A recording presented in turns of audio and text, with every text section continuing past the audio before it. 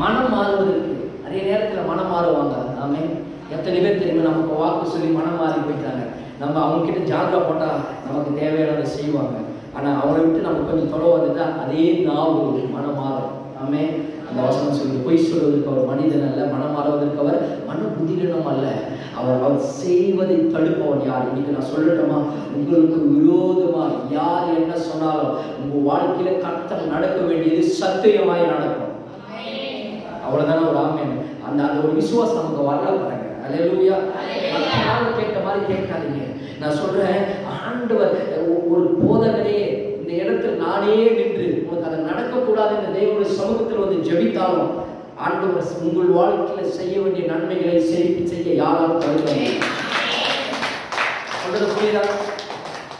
ஒரு பெரிய ஊழியக்காரரோ ஒரு பெரிய விசுவாசியோ அபிஷேகம் பண்ணப்பட்டவங்கள யாரோ உங்கள் வாழ்க்கையில் வந்து அதை தடுக்க அவர்கள் முயற்சி செய்தாலும் அது முடியாது. எந்த மனுஷனோ இந்த உலகமோ இந்த பிசாசோ எந்த போராட்டமோ தேவன் நினைத்ததை யாராலும் தடுக்க முடியாது. No one can stop you. ஆமென். ஹல்லேலூயா. கர்த்தர் உன் வாழ்க்கையில, உன் குடும்பத்துல, உன் ஊழியத்துல, உன் தொழிலில, உன் பிசினஸ்ல, பிள்ளைகளுடைய காரியங்கள் அவர் என்ன செய்ய நினைத்தாரோ அது சத்தியமா நிச்சயமா நிறைவேறும். ஆமென். ஹல்லேலூயா. சோர்ந்து போகாதீங்க. மனுஷனுடைய காத்து சோர்ந்து போகாதீங்க. மனுஷன் கிட்ட வேஷம் போட தேவையில்லை. என் தேவன் உங்கள் உள்ளத்தை பார்க்கிறார். மனுஷனோ முகத்தை பார்க்கிறார், தேவனோ உள்ளத்தை பார்க்கிறார். இன்றைக்கு நீங்கள் எத்தனை வேதனையோடு, கஷ்டத்தோடு, கண்ணீரோடு, உபத்திரத்தோடு, எத்தனை தேவைகளோடு, ஏக்கங்களோடு, அநேக நேரத்தில் அநேக காரியங்களை அநேகம் சொல்ல முடியாது. ஆனால் நீங்களே கண்ணீரோடு வேதனையோடு உங்கள் இருதயத்தில் வைத்து நீங்கள் அழுதுகிற காரியங்கள் சிலருக்கு சொன்ன வெட்கமா இருக்கும், அவமானமா இருக்கும், அதை ஏளனமா இருக்கும் என்று பக்கத்திலே சொல்ல முடியாது, அழுவும் முடியாம உள்ளுக்குள் வைத்து குமரி அழுது கொண்டிருக்கிற காரியங்களிலும் ஆண்டவர் சொல்றார், இந்த மாதத்துல நிச்சயமாய் தேவன் நான் ஒரு வாழ்க்கையை செய்ய வேண்டியதை 1000 மடங்கு நிச்சயமாய் செய்வார். விசுவாசிக்கிற ஒரு பெரிய கருத்து சொல்லுங்க. நீங்க எதை நினைக்கிறீங்களோ நடக்கும். இந்த வாக்குத்தத்த ஆராதனைக்கு அதிகாலை 5 மணிக்கு எழுந்து வந்திருக்கிறவங்க யாவரையும் கர்த்தராகிய இயேசு கிறிஸ்துவின் நாமத்துல நாங்கள் வாழ்த்தி வரவேற்கிறோம். கர்த்தர் உங்களை ஆசீர்வதித்து வழிநடத்தி பாதுகாத்துக் கொள்வதாக. இன்றைக்கான இந்த மாதத்திற்கான வார்த்தை வாக்குத்தத்தம், இந்த மாதம் உங்களை நடத்த போகிற தேவனுடைய செயல் சகரியா 9வது அதிகாரம் 12வது வசனம். சகரியா 9வது அதிகாரம் 12வது வசனம்.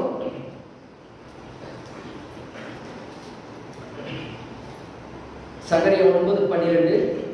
சில நேரம் படிக்கிற நேரம் இல்லை, எடுத்தீங்களா?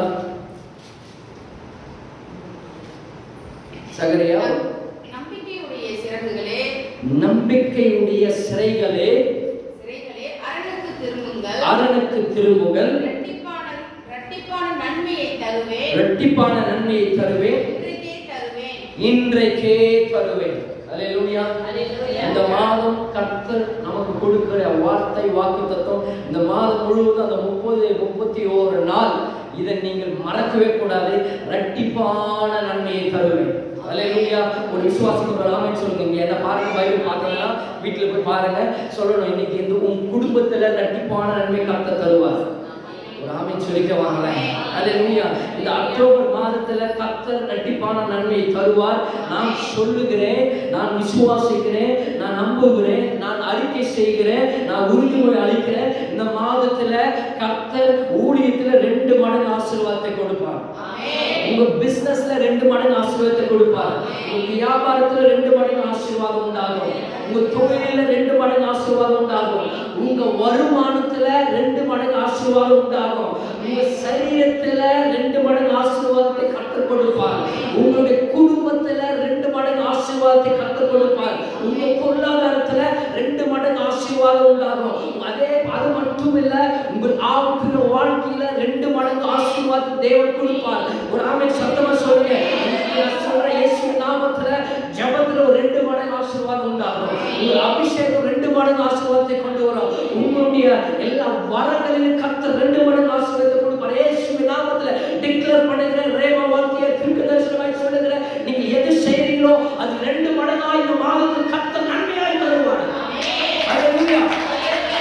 ஆமென். ஹalleluya. டபுள் பிளஸிங், டபுள் போர்ஷன், ஆண்டவர் 2 மடங்கு ஆசீர்வாதத்தை நன்மை கொடுப்பார். எனக்கு தெரியாதுங்க, சிலருக்கு இயேசுவின் நாமத்தில் இந்த சத்தத்தை கேட்கும் பொழுது ஆண்டவர் சிலருக்கு அதை செய்வார். சிலருக்கு இந்த நாளில் செய்வார், சிலருக்கு இந்த 7 நாளுக்குள்ள செய்வார், சிலருக்கு 15 நாளுக்குள்ள செய்வார், சிலருக்கு 30 நாளுக்குள்ள செய்வார். இயேசுவின் நாமத்தில் சொல்ற சிலருக்கு ஆண்டவர் இந்த மாதத்தில் 31வது நாள் அந்த நைட் 12 மணிக்குள்ள நிச்சயமாக நடக்கும். தேவ ஆவியானவர் செய்வார். கர்த்தருடைய ஆவியானவர் எங்கேயாவது விடுதலை உண்டு. சொந்த போக்கறிங்க எனக்கு நடக்கலையே என்று கலந்தாதீங்க. வசனம் அதெல்லாம் படிச்சோம். நம்பிக்கையுடைய சிறைகளே அரணுக்கு திரும்புங்கள். நம்பிக்கையை இழந்தாது. பக்கத்து கையை பிடிச்சு சொல்லுங்க, நம்பிக்கை விட்டாத. ஓ, நம்பிக்கை விட்டாதீங்க, நம்பிக்கையோடு இருங்க. இது நடக்கல, நம்பிக்கையோடு இருங்க. அல்லேலூயா, சொல்லுங்களேன். ஆமென். 14 வருஷம் நடக்கலையா? 10 வருஷமா சபைக்கு போற நடக்கலையா? 7 வருஷம் ஒரு காரியத்துக்காக ஜெபிக்கிற நடக்கலையா? அதே போராட்டத்தோட அதே கஷ்டத்தோட இருக்கிறீங்களா? உங்களை பார்த்து தான் சொல்றேன், ஆண்டவர் உன்னை என்ன சொல்ல தெரியுமா? அரணுக்கு திருப்புகிறார், கோட்டைக்கு திருப்புகிறார். 2வது இரட்டிப்பான நன்மை காத்திருந்தீங்களே, 2 மடங்கு தசி ஆண்டவர் கொடுக்க போகிறார். அல்லேலூயா, ஹல்லேலூயா. நடக்கலைன்னு சோர்ந்து போகாதீங்க, நடக்கும், நிச்சயமா நடக்கும். இந்த வசனத்தை 3 பகுதிகளாக பிரித்து நான் விரைவாக அதை சொல்லுகிறேன். 3 பகுதியாக இதை பிரித்துக் கொள்ளலாம். நம்பிக்கையினுடைய சிறைகளே அரணுக்கு திரும்புங்கள், இரட்டிப்பான நன்மையை தருவேன், இன்றைக்கு தருவேன். இதுதான் வசனம். நம்பர் 1 முதல் பகுதி எப்படி பிரித்துக் கொள்ளும்? நம்பிக்கையுடைய சிறைகளே, இல்லை நம்பிக்கையுடைய சிறைகள். நம்பிக்கைன்னா நமக்கு நம்முடைய வாழ்க்கையில எல்லாமே நம்பிக்கையின் பாதை தான் ஓடுது. நம்பிக்கை என்பது தேவன் கொடுக்கிறது. எபிரேயர் 11:1 படிக்குவோம்னா, விசுவாசம் நம்பப்படுகிறவர்களின் உறுதியும் காணப்படுகிறவர்களின் நிச்சயமாக இருக்கிறது. அப்போ நம்பிக்கை என்பது நம்ம உறுதி, விசுவாசத்தினுடைய உறுதி தான் நம்பிக்கை. அல்லேலூயா. நம்ம நம்புறோம் பாத்தீங்களா, நம்பப்படுகிறவர்களின் உறுதி தான் விசுவாசம். அப்போ ஒரு காரியத்துக்காக நம்ம நம்பும் பொழுது உறுதியோடு இருக்கணும். வராமே, நீங்க எதற்காக ஜெபிக்கிறீங்களோ இங்கே கவனிக்கணும். பைபிள் படிச்சுக்கலாம், வசனம் சொல்றேன். நீங்க எதற்காக ஆண்டவர் சமூகத்தில் காத்திருந்து ஜெபிக்கிறீர்களோ அதை நம்பிக்கையோடு ஜெபிக்கணும். அல்லேலூயா. என்னால முடியும், அதை செய்ய முடியும் என்று நம்பிக்கை உன் பேர் வைப்பது நம்பிக்கை இல்லை. ஒரு அல்லேலூயா சொல்லுங்க. நம்பிக்கை என்பது தேவன் பேரில் வைப்பது நம்பிக்கை. காணாதவர்களை நான் சொல்லியிருக்கிறேன். ஒரு விஷயம், சின்ன விஷயம் தான், ஒரு எக்ஸாம்பிள் நான் உங்களுக்கு சொல்றேன். இப்போ நான் ஒரு கையில வந்து இப்போ நான் வச்சிருக்கேன். இப்போ என் கையில இதாக இருக்குல்ல, இப்போ என் கையில என்ன இருக்கு தெரியல. பட் என் கையில ஒண்ணு இல்லைன்னு வச்சுங்க. இப்போ என் கையில எதுவுமே இல்லை, பார்த்து இல்லை. ஆமென், ஹல்லேலூயா. ஆனா இதுதான், இப்போ என் கையில எப்படி சொல்றேன்னா, என் கையில ஒண்ணுமே இல்லை. கரெக்டா? இதுதான். நம்புறீங்களா? என் கையில ஒண்ணுமே இல்லை. இதுதான் வந்து நம்ம நம்புறது. இதே வந்து நான் சொல்றேன், இப்போ என்னுடைய கரத்துல தேவனுடைய ஆசீர்வாதம் இருக்கிறது. உங்களுக்கு தேவையான நன்மைகள், சுகமும் பலனும் அற்புதம் அதிர்ஷ்டங்கள் இருக்கிறது. இதே கைதான். ஒரு செகண்டுக்கு முன்னாடி இதுல என்ன சொன்னீங்க? ஒண்ணுமே இல்லை. இப்போ என்ன சொல்றோம்? இப்போ ஒண்ணுமே இல்லைன்னா அதுல உங்களுக்கு தெரியல. கரெக்டா? என்ன இருக்குது தெரியல. ஆனா என் கையில ஏதோ ஒரு சாவி இருக்கு. ஒரு அல்லேலூயா. உங்க கண்களுக்கு அது தெரியல. தேவன் ஆயத்தம் பண்ணினவைகள் கண் காணவும் இல்லை, காதில் கேட்கவும் இல்லை, இருதயத்தில் தோன்றவும் இல்லை. கொரிந்தியரில் சொல்லப்பட்டிருக்கிறது. அப்போ என்னுடைய கருத்திற்குள் இருக்கிறதை உங்கள் கண்களுக்கு தெரியல, ஆனா தேவன் ஆயத்தம் பண்ணி வைத்திருக்கிறது என்பதை நம்புறீங்க பாத்தீங்களா? அதுதான் விசுவாசம். அல்லேலூயா. கண்டு விசுவாசிக்கிறதை விட காணாது விசுவாசிக்கிறவன் பாக்கியவான். என்னுடைய கரத்தில ஏதோ ஒன்று பார்க்கும் பொழுது நம்ம சரீரத்துல சுகம் இருக்கிறது, சமாதானம் இருக்கிறது, என் பேக்கெட்ல பணம் இருக்கிறது, என் பேக்கெட்ல எல்லாமே இருக்கிறது என்று நம்பிக்கையோடு ஓடுறோம் பாத்தீங்களா? அது பேர் நம்பிக்கை இல்லை, அது பேர் தேவன் பேரில் வைக்கிற நம்பிக்கை இல்லை. கர்த்தர் என்னை அழைத்திருக்கிறார், கர்த்தர் வாக்கு பண்ணியிருக்கிறார். இன்னைக்கு சாப்பாட்டுக்கு வழி இல்லாமல் இருக்கிற, ஆனா கர்த்தர் உன்னை திரளாய் பெருக பண்ணுவேன், உன் மேல் ஆசீர்வாதத்தின் மேல் ஆசீர்வாதத்தை வர்ஷிக்க பண்ணுவேன், உன்னை செழிப்பாய் ஓங்க பண்ணுவேன் என்று கர்த்தர் சொன்னார் பாத்தீங்களா? அதை நம்புறீங்க பாத்தீங்களா? அதுதான் விசுவாசம். எனக்கு என் சரீரத்தில் வியாதி சுகம் இல்லை, பலவீனமா இருக்கிறேன், ஆனா கர்த்தர் சொல்றார், என் தழும்புகளால் குணமாவீர்கள், நான் உங்களுக்கு சுகத்தை கொடுக்கிறேன் என்று கர்த்தர் சொல்றாரா? அதை கண்ண மூடிட்டு நம்புறீங்க பாருங்களா? அதுதான் விசுவாசம். அல்லேலூயா. என் பேக்கெட்ல இருக்கிற பணத்தை பார்த்து நம்புறது நம்பிக்கை அல்ல. என் கர்த்தர் என்னோடு கூட இருக்கிறார், கர்த்தர் எனக்கு தேவையானது ஆயத்தப்படுத்தி வைத்திருக்கிறார் என்று கண்ணை மூடிட்டு நம்பிக்கையோடு போறீங்க. அதுதான் விசுவாசம், அதுதான் கர்த்தர் கொடுக்கிற நம்பிக்கை, கர்த்தர் பேரில் இருக்கிற நம்பிக்கை. புரியுது சொல்லுகிறேன், புரியுதுங்களா? நெக்ஸ்ட் போவோம். அப்போ என்ன சொல்லப்பட்டிருக்கு? நிச்சயமாகவே முடிவு உண்டு, உன் நம்பிக்கை வீண் போகாது. கர்த்தர் இந்த மாதத்துல நீங்க எதை நம்புறீங்களோ அது நிச்சயமாக அது ஒரு முடிவுக்கு வருங்க. உன் குடும்ப பிரச்சனை ஒரு முடிவுக்கு வரும், உங்களுடைய நல பிரச்சனை ஒரு முடிவுக்கு வரும், உங்களுடைய எதிராளி பிரச்சனை ஒரு முடிவுக்கு வரும், உன் வியாதியின் பிரச்சனை ஒரு முடிவுக்கு வரும், உன் கலையின் பிரச்சனை ஒரு முடிவுக்கு வரும், உங்களுடைய எதிராளி இருக்கிற பண்ணுற எல்லா காரியங்களும் முடிவுக்கு வரும், உன் ஊழியத்தில் இருக்கிற பிரச்சனை ஒரு முடிவுக்கு வரும், உங்களுடைய கோயிலில் இருக்கிற பிரச்சனை ஒரு முடிவுக்கு வரும், பிசினஸ்ல இருக்கிற பிரச்சனைக்கு ஒரு முடிவு வரும். ஆமென் சொல்லுங்க. ஹல்லேலூயா. நீங்க வேலை செய்கிற இடத்துல இருக்கிற ஒரு பிரச்சனைக்கு ஒரு முடிவை கர்த்தர் இந்த மாதம் நிச்சயமாய் கொண்டு வருவார். ஆமென். ஹல்லேலூயா. சொல்லுங்களேன்.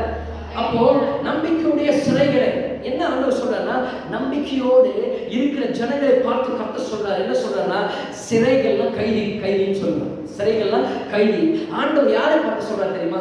நல்ல பணத்துல, சுகத்துல, ஆசீர்வாதத்துல, பெட் மேல படுத்திருக்கிற ஒரு ஆளை பார்த்து ஆண்டவர் சொல்லல, கைதிகளை பார்த்து சொல்றாரு. இன்னைக்கு நீங்க எதனாலலாம் கைதியா இருக்கீங்க? ஒரு பண நெருக்கடி, போராட்டத்தினால, பிரச்சனை, நீங்க கைதிகளாக இருக்கலாம். ஆண்டவர் சொல்ற முழு கைதி என்பது என்ன தெரியுமா? சிறை என்பது முழு சுதந்திரத்தையும் பறித்து போடுகிறது அல்லது ஒரு அடிமைப்படுத்துகிறது தான் கைதி என்ற அர்த்தம். ஒருத்தருக்கு அடிமையா இருக்கிறதா கைதி. இன்னைக்கு நான் சொல்ற மாதத்துல இந்த அடிமையின் அந்த அந்த அந்த நுகங்களை கர்த்தர் முடிப்பார். அல்லேலூயா. நான் சொல்ற இயேசுவின் நாமத்துல யாருக்கு நீங்க அடிமையா இருக்க மாட்டீங்க. ஆண்டவர் சொல்றாரு, உங்கள் வாழ்க்கையில் கர்த்தர் அவரை மட்டும் நம்பி இருக்கும் பொழுது உங்கள் அடிமைத்தனங்கள் மாறும். கர்த்தர் வாழ்க்கையில் நன்மையான காரியங்கள் செய்வார். நீங்க செய்ய வேண்டியது ஒண்ணே ஒன்று. என்ன செய்யணும் தெரியுமா? அந்த சிறையோடு, வேதனை, பாவம், கஷ்டம், கண்ணீர், எந்த சிறையோடு, எந்த பிரச்சனையோடு இருக்கிறீங்க, நீங்க என்ன பண்ணணும் தெரியுமா? நம்பிக்கை மட்டும் விட்டுக்கூடாது. அதான் சொல்லுங்க, பக்கத்துல சொல்லுங்க, நம்பிக்கை மட்டும் விட்டாதீங்க, நம்பிக்கை மட்டும் விட்டாதீங்க. ரொம்ப கிட்ட வந்துட்டோம் சொல்லுங்க, ரொம்ப கிட்ட வந்துட்டோம். கர்த்தர் உங்களை ஆசீர்வதிக்க போகிற, கர்த்தர் உங்களை உயர்த்த போகிறார். அப்போ முதல் பகுதி என்ன சொல்லுது? நம்பிக்கையுடைய சிறைகள் என்ன? நீங்கள் இருக்கிற நிலையிலே கர்த்தரை நம்புங்கள். அல்லேலூயா. இருக்கிற நிலையிலே கர்த்தரை நம்புங்கள். உங்களை பார்க்கறத பார்த்து நம்பாதீங்க, சூழ்நிலையை பார்க்காதீங்க, உன் பிரச்சனையை பார்க்காதீங்க. உன் சூழ்நிலை என்ன சொல்லுனா இருக்கிறதை சொல்லும். ஆனா விசுவாசம், நம்பிக்கை என்ன சொல்லுனா இல்லாததை சொல்லும். கர்த்தர் இப்ப சூழ்நிலை நேரம் வர இல்ல, சூழ்நிலை என்ன சொல்லும்? வியாதி உங்களுக்கு இருக்குது இல்ல, கடன் இவ்வளவு இருக்குது இல்ல, பிரச்சனை இவ்வளவு இருக்குல்ல, கணவன் கிட்ட இவ்வளவு பிரச்சனை, குடும்பத்தில் இவ்வளவு பிரச்சனை இருக்குல்ல, நல பிரச்சனை இவ்வளவு இருக்குல்ல, இவ்வளவு இதெல்லாம் சூழ்நிலை சொல்லிட்டே இருக்கும். ஆனா இதை நம்பாதீங்க. விசுவாசம், கர்த்தரை நம்புறீங்க. நம்பிக்கை என்ன சொல்லுமா? கர்த்தர் உங்களுக்காக அந்த வியாதி சுமந்துட்டார்ல, கர்த்தர் உங்களுடைய கடனெல்லாம் தீர்த்துட்டார்ல, கர்த்தர் உங்க பாவத்தெல்லாம் மன்னிச்சுட்டார்ல, கர்த்தர் உங்களோடு கூட இருக்கிறார்ல, கர்த்தர் உங்களுக்காக யாவை கல்வாரி சிலுவையில் 2000 வருடங்களுக்கு முன்பாக கடைசி சொட்டு ரத்தம் சிந்த சிலுவையில் ஜீவனை கொடுத்துட்டார்ல, எல்லாம் முடிந்ததுன்னு சொல்லிட்டார்ல, அவர் ரத்தத்தினால் கழுவப்பட்டுல, இனி நீ ஃப்ரீ பேடா இருக்கிற, கர்த்தர் அழைத்து இருக்கிறார், கர்த்தர் கழுவி இருக்கிறார், கர்த்தர் வாராத்தவர் தலையாக்குவார், நீ கீழாக மேலாக்கும், அநேக ஜாதிகளுக்கு கடன் கொடுப்ப, நீ கடன் வாங்க மாட்டேன், உன்னை கர்த்தர் தலையை உயர்த்துவார், உன் பிள்ளைகள் தலையை உயர்த்துவார், உன் குடும்பத்தை உயர்த்துவார், உன் ஊழியத்தை உயர்த்துவார், உன் பொருளாதாரத்தை உயர்த்த கர்த்தர் அநேகருக்கு உன் சாட்சியாக நிறுத்துவார், உன் சத்துருக்கு முன்பாக ஒரு மந்தியை அழைக்கப்படுத்தி உன் தலையை எண்ணினால் அபிஷேகம் பண்ண ஒரு பாத்திரம் நிரம்பி செய்வார். தேவன் உன்னோடு இருக்கிறார், அவர் உன்னை எங்க வெட்கப்பட்டு அதே தலையை உயர்த்துவேன் சொல்லியிருக்கிறாரே. ஆகவே நம்புகிறேன். அல்லேலூயா. அதை நம்புறேங்க. இருக்கிறத நம்புறதுக்கு நான் சாதாரண மனுஷன் அல்ல. எல்லாவற்றை கர்த்தர் இந்த வேதத்தில் சொல்லப்பட்டிருக்கிறதை நம்புகிறேன். இதுதான் நம்பிக்கை, கர்த்தர் பேரில் வைத்திருக்கிற நம்பிக்கை. புரியுதா? ஹல்லேலூயா. இப்ப சந்தோஷமா சொல்லி பாப்பா, இருக்கிற குப்பையெல்லாம் தூக்கி வர வைங்க, கடன் பிரச்சனை, பாவம், வியாதி எல்லாம் தூக்கி வைங்க. இப்ப சொல்லுங்க, கர்த்தர் எனக்கு எவ்வளவு வச்சிருக்கிறாருமா? சொல்லுங்க பக்கத்துல, கர்த்தர் எனக்கு எவ்வளவு வச்சிருக்கிறாரு. ஹல்லேலூயா. விசுவாசமா சொன்னீங்களா? நம்பிக்கையோடு சொன்னீங்களா? இது உங்களை தேடி வரும். நம்பர் 2, இரண்டாவது பகுதி எப்படி பிடிச்சீங்கன்னா, அரணுக்கு திரும்புங்கள். நம்பிக்கையுடைய சிறைகளே ரெண்டாவது அரணுக்கு திரும்புங்கள். எரேமியா 30:18 படிக்க வேண்டாம், நேரம் இல்லை. எரேமியா 30:18 கர்த்தர் சொல்லுகிறது என்னவென்றால், இதோ நான் யாக்கோபுடைய கூடாரங்களின் சிறையிருப்பை திருப்பி அவன் வாசஸ்தலங்களுக்கு இரக்கல் செய்வேன். நகரம் தன் மண்மேட்டின் மேல் கட்டப்பட்டு அரண்மனை முன்போல நிலைப்படும். ஆமென். ஹல்லேலூயா. நான் சொல்றேன், அரண்மனை அன்று உங்களுக்கு என்று ஒரு அரண்மனையை கர்த்தர் கொடுப்பார். அரண்மனை என்பது வீடு, உங்க கூடாரம், உங்க மாளிகை. கர்த்தர் உங்களுக்கு ஒரு அரண்மனையை கொடுப்பார். அது இன்னும் எப்படி சொல்ற, அது உன் குடும்பத்தை காட்டுகிறது, உன் கூடாரத்தை காட்டுகிறது. ஆண்டவர் சொல்ற முன்போல அது நிலைப்படுமா? ஹல்லேலூயா. நல்லா இருந்திருக்கலாம். நீ சில காரியங்களில் சில மனிதர்களாலோ சில மக்களாலோ சில பிசாசுடைய போராட்டத்தாலோ சில சூழ்நிலைகளாலோ ஏதோ ஒரு காரியத்தினாலேயோ நீங்கள் செய்த தவறினாலோ இல்லை மற்றவர்கள் செய்த தவறதினாலோ இல்லை பிசாசுடைய கிரியைகளிலோ ஏதோ ஒரு காரியத்தினால எல்லாவற்றையும் நீங்கள் இழந்திருக்கலாம். எல்லாவற்றையும் நீங்கள் மிஸ் பண்ணி ஏதோ கொஞ்சம் வாழ்க்கையில் சில எப்படி சொல்ற சில படிகள் நீங்க தவறினால இல்லை நீங்கள் கீழே விழுந்ததுனால இல்லை அந்த பாவத்துக்கு நீங்க விழுந்து போனதுனால ஏதோ சம்திங் உங்களை விட்டு போயிருக்கலாம். உங்கள் குடும்பம் சிதறடிக்கப்பட்டிருக்கலாம். ஆனா ஆண்டவர் சொன்னார், உன் குடும்பம் உன் கூடாரம் முன் போல நிலை நிற்கும், நிலைப்படும். அதே 30:19 ஆண்டவர் சொல்றார், கர்த்தர் உங்களை வர்த்திக்க பண்ணுவார். அல்லேலூயா. நான் ரேமா வார்த்தையை தீர்க்கதரிசனமா இந்த காலை வேளையில இந்த அக்டோபர் மாதத்துல சொல்றேன், உன் குடும்பம் உன் கூடாரம் முன் போல இருக்குமா? ஆண்டவர் பழைய நிலைக்கும் குடும்பத்தை திரும்பவும் கட்டி கொண்டு வருவார். உன் குடும்பத்தில் சமாதானம் சந்தோஷம் என்னத்தை இழந்தீங்களோ ஆண்டவர் திரும்ப நிலைவர பண்ணுவார். இரண்டாவது அதுல என்ன சொல்லுதுன்னா, கர்த்தர் உங்களை வர்த்திக்க பண்ணுவார். மூன்றாவது, நீங்கள் குறுகி போக மாட்டீங்க. இயேசு நாம ஒரு ஆமென் சொல்லிட்டு வரலாமே. அல்லேலூயா. கர்த்தர் உங்களை மகிமைப்படுத்துவார். இந்த மாசத்துல ஆண்டவர் உங்களை மகிமைப்படுத்துவாருங்க. அல்லேலூயா. உங்க மேல ஒரு மகிமை இருக்குங்க, தேவனுடைய மகிமை உங்க மேல இருக்குங்க. நான் சொல்றேன், இந்த மாசம் முடிவில் நீங்க சாட்சி சொல்லுவீங்க, அநேகரை கர்த்தர் மகிமையாய் நடத்துவார். நீங்கள் சிறுமைப்பட்டு போனதில்லை. இதுவரைக்கும் சிறுமைப்பட்டிருக்கலாம், சிறைப்பட்டிருக்கலாம். ஆண்டவர் உங்களை அரணுக்கு திருப்பும் போது, கோட்டைக்கு திருப்பும் போது, ஸ்ட்ராங் ஹோல்டு கோட்டைக்கு கர்த்தர் உங்களை திருப்பும் போது நீங்கள் சிறுமைப்பட்டு போவதில்லை. 30:20 சொல்லிருக்கிறது, நீங்கள் முன்போல் இருப்பீங்க.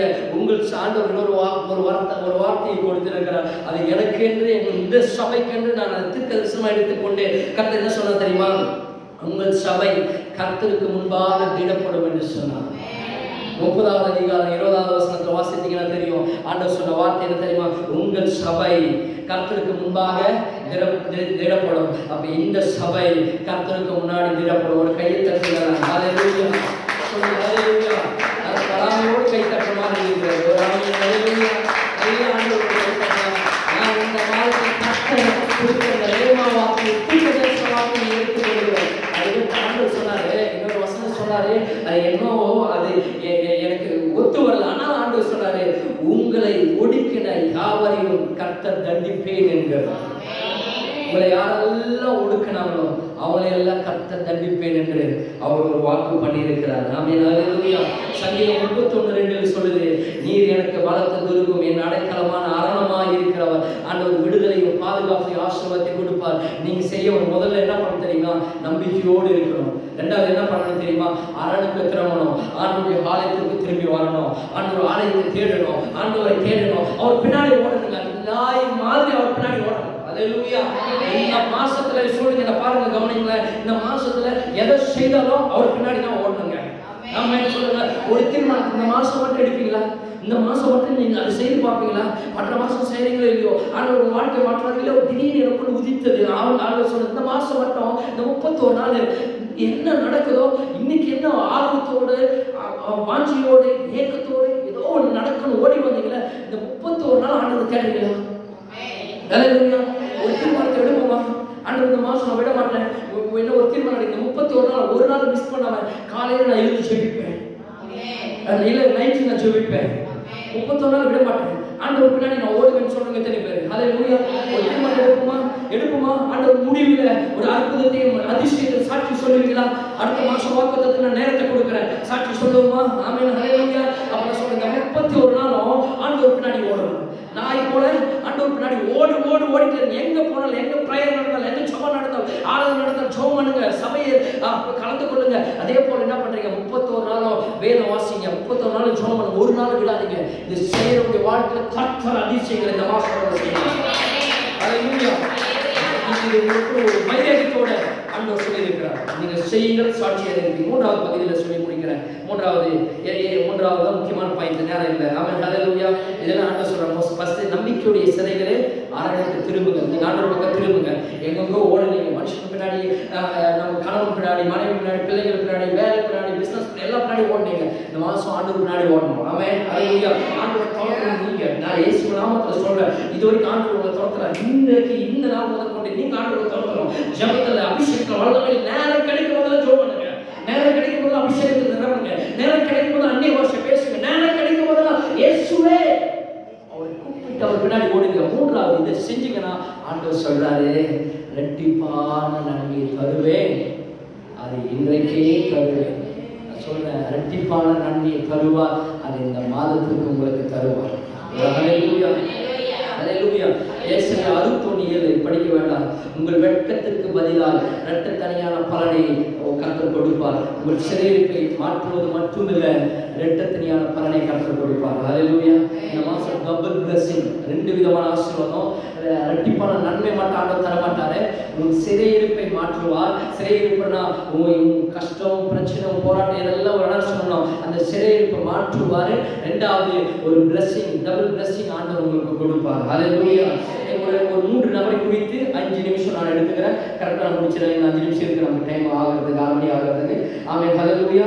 அப்போ டபுள் பிளெஸிங், இரட்டிப்பான நன்மை ஆண்டவர் 3 பேருடைய வாழ்க்கையில் நடந்து சொல்ற நம்பர் 1. முதல்ல இந்த 3வது பகுதியில் ஆண்டவர் சொன்னார், இந்த மாசம் நமக்கு வாக்குத்தத்தம் அதுதான், இரட்டிப்பான நன்மையை தருவேன், அதை இன்றைக்கு தருவேன். 1 ராஜாக்கள் 3வது அதிகாரம் 5வது வசனம். 1 ராஜாக்கள் 3:5 சொல்லப்பட்டிருக்கிறது. நமக்கு எல்லாருக்கும் தெரியும், நம்பர் 1 சாலோமோனின் இரட்டிப்பான ஆசீர்வாதம். ஹல்லேலூயா. சாலோமோன் சின்ன பையனா இருக்கிறான், ஆண்டவர் அவனை ராஜாவாக அபிஷேகம் பண்ணிட்டான், அவன் ராஜாவா இருக்கிறான். அப்ப ராஜாவா இருக்கும்போது ஆண்டவர் கிட்ட ஒரு நாள் அவன் போய் இருக்கும்போது ஆண்டவர் கிட்ட அவன் கேட்கறான். ஆண்டவர் கேட்கிற, உனக்கு என்ன வேணும்னு கேட்கிறார் ஆண்டவர். ஹல்லேலூயா.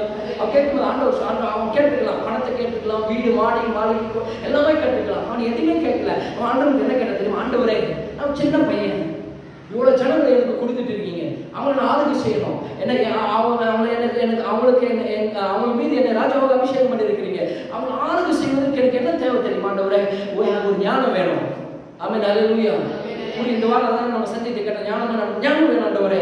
யாக்கோபு 1:1 ஒருவன் ஞானத்தில் குறைவுள்ளவனாக இருந்தால் என்னிடத்தில் கேட்க கடவன், யாவருக்கும் சம்பூர்ணமாக அளிக்கிறவரும் ஒருவரையும் கடிந்து கொள்ளாதவருமாகிய தேவனிடத்தில் கேளுங்கள், அப்போது உங்களுக்கு கொடுக்கப்படும். அப்போ ஞானத்துக்கு கொடுங்க ஆண்டவரே ஆண்டவர் கேட்கிறான். கேட்கும்போது ஆண்டவர் சொல்றாரு, நீ ஐஸ்வர்யம் கேட்கல, பொண்ணு கேட்கல, ஆசை கேட்கல, நிறைய பேர் இன்னைக்கு கேட்டு நம்ம கேட்போம், வீடு வாசல் எல்லாமே கேட்போம், அதெல்லாம் கேட்கல, ஆனா நீ ஞானத்தை கேட்ட மகனே, அதை சொல்லிட்டு ஆண்டவர் சொல்றாரு, நீ கேட்டது எதுவோ அதை நான் உங்களுக்கு தரேன். ஒரு கையை கட்டு ஆண்டவர் சொல்றேன். இந்த மாசத்துல இந்த ஜாபம் முடிக்கும் போது நீங்க எதை கேட்கறீங்களோ அதை இயேசுவின் நாமத்துல நிச்சயமாக கட்ட உங்களுக்கு கொடுப்பார். நம்பிக்கை இல்லையா? ஹல்லேலூயா. நீங்க எதை கேட்கறீங்களோ இந்த மாசத்துல நிச்சயமாக கட்ட கொடுப்பாருங்க. அந்த வார்த்தையை நான் கொண்டு சொல்லுகிறேன். 2வது ஆண்டவர் சொன்னார், அடிஷனல் போர்ஷன். ஆண்டவர் 2வது சொல்றாரு, அடிஷனல் என்ன சொல்றாரு? உங்களுக்கு ஞானம் மட்டும் இல்லை, ஐஸ்வர்யத்தையும் தருகிறேன், நீ கேளாத ஐஸ்வர்யத்தை தருகிறேன் என்று கர்த்தர் சொன்னார். இதை நான் தீர்க்கதரிசியாய் சிலருக்கு சொல்கிறேன். சில நேரத்தில் ஆண்டவர்கிட்ட நீங்கள் கேட்கிறது ஆண்டவர் நிச்சயமாக வாங்க கொடுப்பார். உங்கள் வாழ்க்கைக்கு தேவையானதை நீங்கள் கேட்காமலே இருக்கிறீங்க, சில நேரத்தில் அதையும் நான் உங்களுக்கு தருகிறேன் என்றார். ஹல்லேலூயா. சில நேரத்தில் ஜெபிக்கிறோம், பல நேரங்களில் ஜெபிக்க மாட்டோம். ஆனால் ஜெபிக்காத காரியத்திலும் ஆண்டவர் சொல்லுகிறார், உனக்கு நான் அதை தருவேன். எதற்காக? உன் மனசுல இது தேவைன்னு இருக்கும், ஆனால் ஜெபிக்க முடியாத இல்லை கேட்க முடியாத சூழல் இருக்கலாம். ஆண்டவர் சொல்றது தெரியுமா? உனக்கு தேவை எதுவோ அதை நான் நிச்சயமா உனக்கு நான் கொடுப்பேன். நீ கேட்கணும்னு அவசியம் கிடையாது. ஹல்லேலூயா. உன் விண்ணப்பத்தை கேட்டு நான் விண்ணப்பத்திற்கு பதில் கொடுப்பேன். பதில் கொடுக்கிறது மட்டும் இல்லை, நீ கேட்காத உனக்கு தேவையானதை நான் கொடுப்பேன். எக்ஸாம்பிள், சாலமோனுக்கு ஞானத்தை கொடுத்தார். அவர் ஒரு எப்படி தெரியும் ஞானம் விசாரிக்கிறார்? ஒரு பஞ்சாயத்து அவர் கிட்ட வருது. ஒரு குழந்தை, 2 தாய் என்ன பண்றாங்க? குழந்தைய பெற்றெடுக்கிறாங்க. பெற்றெடுக்கும் போது எல்லாருக்கும் தெரியும். அப்போ ஒரு தாய் என்ன பண்ணா, குழந்தை மேல தூக்கத்துல விழுந்து என்ன பண்றா, குழந்தை செத்து போகுது. உடனே ஒரு தூக்கத்துல என்ன பண்றா, இந்த குழந்தைய தூக்கி போயிட்டு இன்னொரு டெலிவரி ஆயிருக்கும், அந்த குழந்தைய வச்சு அந்த குழந்தைய தூக்கிட்டு வந்துட்டான்.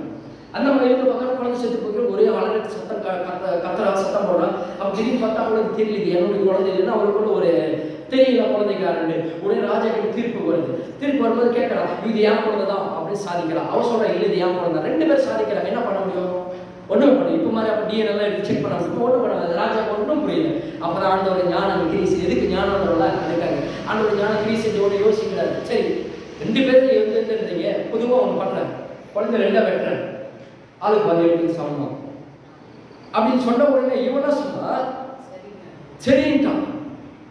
சரிங்க ராஜா உத்தரவு, நீங்க சொன்ன மாதிரியே 2 பேருக்கு யாருக்கு உத்தரவு பாதி போடுறோம். இந்த தாய், உண்மையான தாய் என்ன பண்ணா, இல்ல ராஜாவே எனக்கு குழந்தை இல்லைனாலும் பரவாயில்ல, அவங்ககிட்டே கொடுத்துருங்க, என் குழந்தை உயிரோடாவது இருக்கட்டும்னு சொன்னான். உடனே ஆண்டு சொன்னார், குழந்தைய எடுத்து கொடுன்னு சொல்லி கொடுத்தாங்க. இதுதான் ஆண்டவர் உங்களுக்கு இப்படிப்பட்ட ஞானங்களை, உங்கள் தொழிலில் இப்படிப்பட்ட ஞானம், பிசினஸ்ல ஊழியத்தில் ஆண்டவர் இப்படிப்பட்ட ஞானங்களை இயேசு நாமத்தில் தருவதாக. நம்பர் 2, 2 blessing கொடுத்தாரு. நம்பர் 2, யோபின் இரட்டிப்பான ஆசீர்வாதம். யோபு 42:10. நான் நேரம் blessing 42:10 இரட்டிப்பான ஆசீர்வாதத்தை கொடுத்தாரு. யோபுக்கு 7 ஆண் பிள்ளைகள் 3 பெண் பிள்ளைகள் இருந்தாங்க. ஆடு மாடு மிருக ஜீவன்கள் எல்லாமே இருந்துச்சு. ஆனா ஆண்டவர் எல்லாமே போயிடுச்சு. நடு ரோட்டில் நிற்கிறாங்க. அவனை மாதிரி பிச்சைக்காரன் யாருமே தெரிய மாட்டான். அவன் கெட்ட ஒரு நாய் விட்டு போகாது. ஏன்னா சிறை பிடிச்சிட்டு சிறையால் அந்த தேங்காய் ஓடி எடுத்து சுரண்டி கொண்டு இருக்கிறான். நாயும் கிட்ட போகாத நாத்தத்தை கண்டு. அப்படிப்பட்ட நிலையில் இருக்கிற யோபை கர்த்தர் இரட்டிப்பாய் ஆசீர்வதிக்க முடியலாம். உங்களுடைய வாழ்க்கையில் நீங்க எந்த பாதையில் சென்று கொண்டிருந்தாலும் இயேசு நாமத்தில் இந்த மாதத்தில் கர்த்தர் நீங்கள் இழந்ததெல்லாம் கர்த்தர் 2 மடங்காய் திருப்பி கொடுப்பார். கடைசி 42:10 சொல்லுது, யோபு தன் சிநேகிதருக்காக ஜெபிக்கும் பொழுது அவன் சிறையிலிருக்க மாற்றினது மட்டுமில்லாமல் அவங்க சிநேகிதருடைய சிறையிலிருக்க மாற்றி கர்த்தர் 2 மடங்கு ஆசீர்வாதத்தை கொடுத்தார். நான் சொல்றேன், நோட் பண்ணிக்கிங்க. பெண்ணை இருந்தால் இல்லைன்னா பரவாயில்ல, அப்படி பாருங்க. திரும்ப செத்து போன குழந்தைக்கு திரும்ப 10 மடங்கு ஆண்டு அவர் கொடுத்தார். அதே ஆண்டு 7 ஆண்டு 3 பெண் பிள்ளைகளை கொடுத்தார். அதுக்கடுத்து 14,000 ஆடு கொடுத்தார். ஒட்டுக்கு 6,000 ஒட்டகம் கொடுத்தார். ஏர் மாடு 1000 கொடுத்தார். கழுதை 1000 கொடுத்தார். மொத்தம் 22,000 கொடுத்தார். ஏன் நம்பர் சொல்றேன்னா, இதே அவனுக்கு இருந்தது ஏற்கனவே 7,000 ஆடு, 3,000 ஒட்டகம், ஏர் மாடு 500, கழுது 500, மொத்தம் 11,000 இருந்துச்சு. ஒன்று கூட்டி கொடுத்துருக்கலாம், இல்லை ஒன்று குறைச்சி கொடுத்துருக்கலாம். ஆனால் வாக்கு சொன்னார்ல, ரெட்டிப்பா தருமன்னு சொன்னார்ல, அல்லேலூயா, டபுளாக இருந்துச்சு. அதுக்காக தான் கணக்கு சொன்னேன். இந்த பைபிள் படிச்சு பாருங்க. 11,000 அப்படி 22,000. ஒன்று கூடல, ஒன்று குறைய போடல. கையில் தட்டுங்க. வாழ்க்கையில என்ன சொல்லி இருக்கிறாரோ அது ஒன்று கூட்டவும் மாட்டாரு, ஒன்று குறைக்க மாட்டாரு. சொன்னதை செய்வார். நான் உனக்கு சொன்னதை செய்யுவதோ நான் உனக்கு விலகுவதில்லை, கைவிடவில்லை. இந்த வாழ்க்கையில அப்படிப்பட்ட காரியங்கள் நடக்கும். மூன்றாவது எலிசாவின் இரட்டிப்பான ஆசீர்வாதம். 2 ராஜாக்கள் 14வது அதிகாரம் 20-21 சொல்லப்பட்டிருக்கிறது. எலிசாவின் இரட்டிப்பான ஆசீர்வாதம். எலிசா என்ன பண்றாருன்னா, எலியா கிட்ட இருந்து ஊழியம் பண்றாரு. எலியா பரலோகத்தில் எடுத்துக்கொள்ளப்படும்போது அவர் பின்னாடியே போற அந்த ஸ்டோரியில நமக்கு தெரியும். சொல்லும் போது, நான் உயிரோடு எடுத்துக்கொள்ள முடியும், நீ என்னை பார்த்தனா உனக்கு 2 இரட்டிப்பான ஆசீர்வாதம் தரங்கிறாரு. எலியா 7 அற்புதங்களை பண்றாரு. எலிசா 14 அற்புதங்களை பண்ணுவாரு என்று ஆண்டவர் சொல்லிட்டாரு, திட்டத்தை சொல்லிட்டாரு. இது எல்லாமே பண்ணிட்டாரு. 13 அற்புதம் பண்ணாருங்க. இவர் 7 அற்புதம் பண்ணிட்டாரா? எலிசா 13 அற்புதம் பண்ணிட்டு செத்து போயிட்டாரு. ஹல்லேலூயா. இப்போ அடக்கம் பண்ணிட்டாங்க. 1 வருஷம் ஆயிடுச்சு. அவ்வளோதான். ஆண்டவர் போய் சொல்லிட்டாரா? அப்படி எப்படிங்க? நிறைய யோசிச்சிருப்பாங்க, நிறைய பண்ணிருப்பாங்க. சரி பரவாயில்ல, 13 செஞ்சவர் எவ்வளோ பெரிய விஷயம், ஆண்டவர் கை தட்டணும்ல அப்படின்னு ஜனம் கொண்டாடினாங்க. ஒன்று தானே போன போதுட்டு செத்து போன 1 வருஷம் கழிச்சு வேற ஒருத்தன் செத்து போறான். அவனை தூக்கிட்டு எடுத்து அதே அந்த இடத்துல பணம் தோண்டி அவனை புதைக்க பார்க்கறாங்க. அங்கே ஒரு எலும்பு கூடு இந்த செத்த பிணத்து மேல் பட்ட உடனே அவன் எலிசாவின் எலும்புகள் மேல் பட்ட பொழுது அவன் கால்களை ஊன்றி உயிரோடு எழுந்து நின்றான். கையில் எடுத்து கட்டி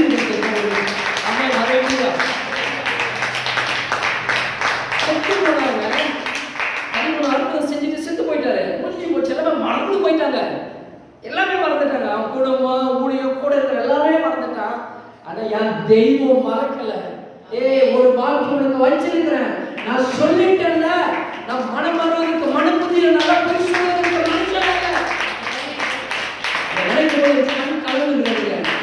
செத்து போன எலிசாவை அவன் எவனை கேட்க போறதில்ல. அந்த பெணம் படுத்தவன் அவன் எலும்பு அந்த பெணத்தின் மேல் பட்டு பெணம் உயிரோடு எழுந்து நின்றது. 14வது அற்புதம்.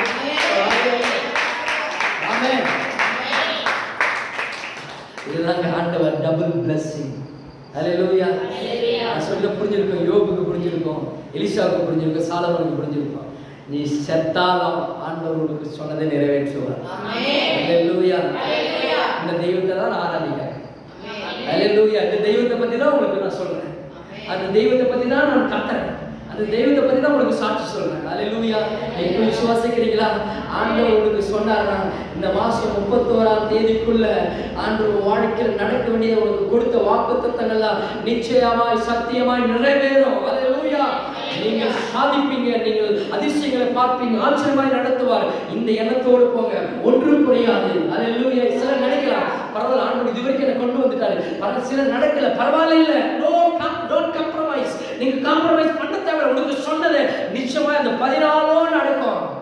அந்த 2 பிரட்டிப்பான நன்மைகளை தேடி வரும். கர்த்தர் உங்களை ஆசீர்வதிப்பார். எழுந்திருக்கலாம், ஜெபம் பண்ணி முடிக்கலாம். கர்த்தர் தாமே இந்த வார்த்தைகளை ஆசீர்வதிக்கிறார். இரட்டிப்பான நன்மையை தருவேன், அதை இன்றைக்கே தருவேன் என்று கர்த்தர் சொன்னார். எல்லாரும் கண்களை மூடி நாம் ஜெபிக்கலாம்.